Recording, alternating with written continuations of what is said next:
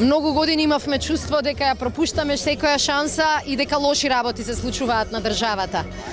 И на граѓаните, и на луѓето, на сите нас ни е доста од лоши вести, од трауматични искуства.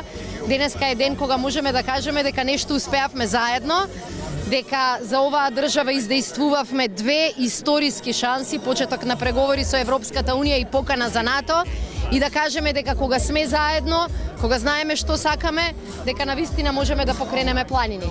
Мислам дека чувството на сите денеска во различни градови низ Македонија е токму тоа. Сакаме добри вести и сакаме резултати. Заедно можеме да ги оствариме.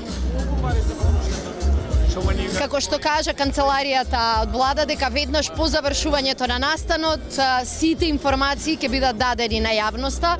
Вие знаете дека и до денеска за сите теми, па и за оваа ќе важи истото, владата никогаш не ги крие ниту податоците, ниту информациите. Секогаш сме достапни за прашања, секогаш не даваме само изјави, туку очекуваме и тешки прашања, и прашање е само на момент кога ова ќе биде достапно. Јас очекувам дека од понеделник овие податоци ќе бидат достапни.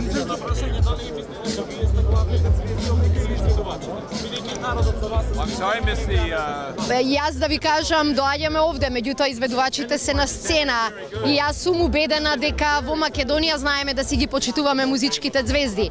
И не случаен беше фактот дека сите кои што настапуваат на различните сцени низ цела Македонија се домашни изведувачи, од кои сакаме да не радуваат со добри хитови, ама треба да им дадеме и поддршка и шанса да настапуваат пред повеќе публика.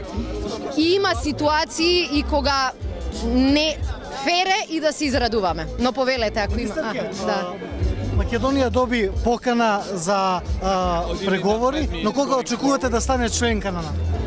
Очекувам дека ако сите работи ги направиме како што треба, ако не го губиме времето, ако не дадеме шанса на политикантите да ни ги носат политичките одлуки, туку на граѓаните, дека следната година шансите се големи Македонија да стане земја членка на НАТО.